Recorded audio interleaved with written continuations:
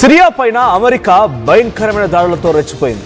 రాత్రి నుంచి మొదలైనటువంటి ఈ దాడులు డైరెక్ట్గా డొనాల్డ్ ట్రంపే డైరెక్ట్ చేశారంట. ఎక్కడైతే సిరియాలో ఉన్నటువంటి యుఎస్ సైన్యం పైన, యుఎస్ ఫోర్సెస్ పైన దాడి జరిగిందో, ఎవరు ఆ దాడి చేశారని కనుగొన్నటువంటి అమెరికా ఇప్పుడు తన సెంట్రల్ కమాండ్ టీంతో ఆ వ్యక్తులపై దాడి చేసింది. విజువల్స్లో మనం చూస్తున్నాం. చాలా భయంకరమైన దాడులతో అమెరికా రెచ్చిపోయింది. ఐసిస్ ఉగ్రవాద స్థావరాలే టార్గెట్గా బాంబుల వర్షం కురిపించింది. ఇనిషియల్గా డిసెంబర్ 13 రోజున యుఎస్ ఫోర్సెస్, ఆర్మీ ఫోర్సెస్ పైన సిరియాలో ఉన్నటువంటి ఒక వర్గం దాడి చేసింది. సిరియాలో ఉన్నటువంటి వర్గం ఏది కాదు, అది ఉగ్రవాద వర్గం. ఎవరైతే తమ వంశం నుంచి, అంటే అమెరికా పెత్తనం ఏంటి, ఇక్కడ అమెరికా ఏం చేస్తుంది, అమెరికాకు వ్యతిరేకంగా ఉన్నటువంటి వారందరూ కూడా ఇప్పుడు అమెరికా దృష్టిలో ఉగ్రవాదులు. సో ఆ ఉగ్రవాదులే అమెరికా ఆర్మ్ ఫోర్సెస్ పైన దాడి చేశాయి. దీంతో రిటిలియేషన్లో భాగంగా, దాన్ని తిప్పికొట్టే చర్యల్లో భాగంగా ఆ ఉగ్రవాద స్థావరాలు ఎక్కడి నుంచి దాడి చేశాయో ఆ స్థావరాన్ని కనుగొన్నటువంటి అమెరికా ఇప్పుడు ఆ స్థావరాన్ని పేల్చేసింది, కుప్పకూల్చేసింది. సో సుమారుగా 10ల సంఖ్యలో అక్కడ మరణాలు సంభవించాయి. చాలా వార్ ఎక్విప్మెంట్ పూర్తిగా కుప్పకూలిపోయింది. సిరియాలో ఇప్పుడు హైటెన్షన్ నెలకొంది. The strikes were conducted in an effort to combat terrorism and protect US and partner forces in the region, according to Central Command. So US Central Command ప్రకారంగా వాళ్ళు ఏం చెప్తున్నారంటే, ఈ దాడిని మేము చేయడానికి గల ప్రధాన కారణం అక్కడ ఉగ్రవాదాన్ని అంతమొందించడంతో పాటుగా US and its partner forces, US మరియు దానికి సంబంధించినటువంటి ఇతర పార్ట్నర్ ఫోర్సెస్ని సంరక్షించడం, ఈ ప్రాంతాన్ని సుభిక్షంగా చూడడం అని చెప్పి సెంట్రల్ కమాండ్ అంటోంది. దీని ప్రకారంగా వాళ్ళు ఏం చెప్తున్నారంటే, our message remains strong. If you harm our war fighters, we will find you and kill you anywhere in the world, no matter how hard you try to evade justice. So మీరు మా fire fighters పైన, లేకపోతే మా army సైన్యం పైన, war fighters పైన కనుక దాడి చేస్తే ప్రపంచంలో ఎక్కడున్నా సరే వెతికి మరీ హతమారుస్తామనేటువంటి ఒక స్ట్రాంగ్ మెసేజ్ని మేము పంపించగలిగామని సెంట్రల్ కమాండ్ టీమ్స్ చెప్తూ ఉన్నాయి. The US and its partner forces fight more than 90 precision munitions, 90 missile అని ప్రెసైజ్ టార్గెట్. మీ అందరికి చెప్పాను, యుద్ధం అనగానే మనం గుర్తుపెట్టుకోవాల్సింది ప్రెసైజ్. ప్రెసైజ్ అంటే చాలా సూటిగా ఎక్కడి నుంచి అయితే ఆ దాడులు జరిగే ఆ ప్రాంతాన్ని కనుగొని ఎగ్జాక్ట్గా అక్కడ మాత్రమే కొంత ధ్వంసం జరిగేలా, అక్కడ మాత్రమే దాడి జరిగేలా. ఇతర ప్రాంతాలు అంటే బేసిక్గా ఒక బాంబు పేలిందని అంటే దాని ప్రభావం ఇంత దూరం వరకు ఉంటుందని చెప్తారు చూసారా, అలా ఉండకుండా ప్రెసైజ్ టార్గెట్ ఎక్కడైతే దాడి జరిగిందో అక్కడ వరకే వెళ్ళి కేవలం అంతవరకు మాత్రమే పరిమితం అయ్యేలా దాడి ఉండే విధంగా చేయడమే ప్రెసైజ్ టార్గెట్. సో 90 ప్రిసైజ్డ్ మిసైల్స్ని ప్రయోగించిందట. సుమారుగా 35 టార్గెట్స్ని ఆపరేషన్ హైకీ ద్వారా చేపట్టగలిగింది. 20 ఎయిర్ క్రాఫ్ట్లను ఉపయోగించింది ఆపరేషన్ కోసం యుఎస్.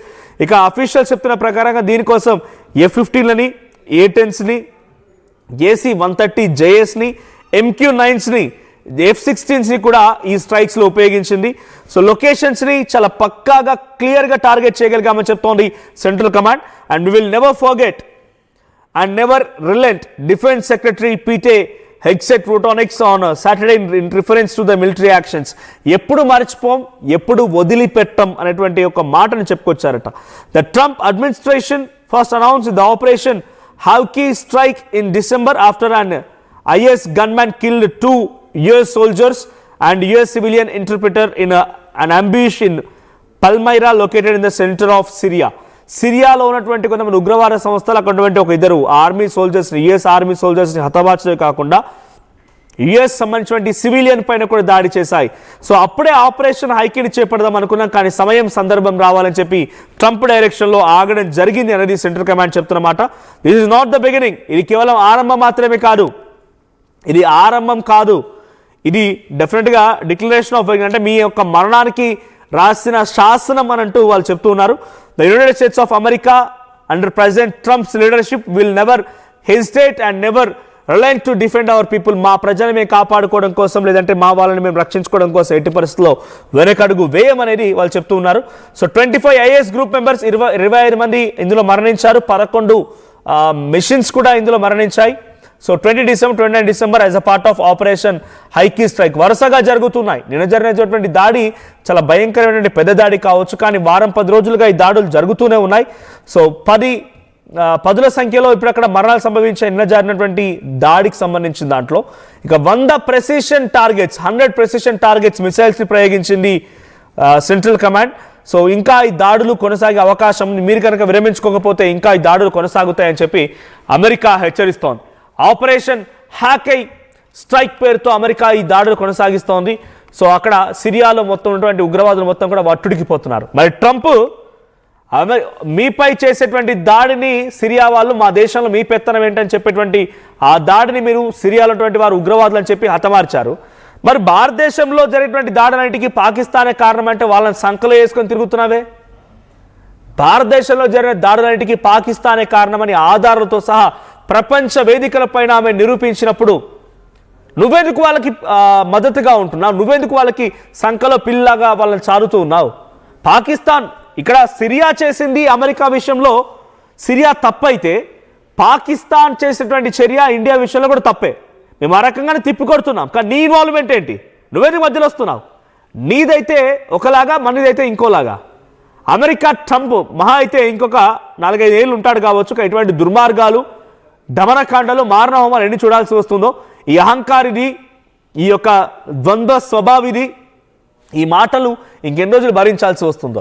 సో ట్రంప్ విషయంలో ఆయన తీసుకున్న నిర్ణయాలు కరెక్ట్ అయినప్పుడు భారత్ విషయంలో కూడా భారతదేశం తీసుకున్న నిర్ణయాలు కరెక్టే, తప్పు పట్టే హక్కు నీకెక్కడిది అని భారతీయులు క్వశ్చన్ చేస్తే ఏం సమాధానం వస్తుంది మరి? సో ట్రంప్ నిన్న చేసినటువంటి దాడికి సంబంధించి ఒకసారి విజువల్ చూద్దాం. సో ఈ అహంకారికి డెఫినెట్గా సమాధానం చెప్పాల్సిన రోజు వస్తుంది, అది త్వరగా రావాలని కోరుకుందాం. ఒకసారి నిన్న జరిగినటువంటి దాడికి సంబంధించి ఆ విజువల్ చూడండి.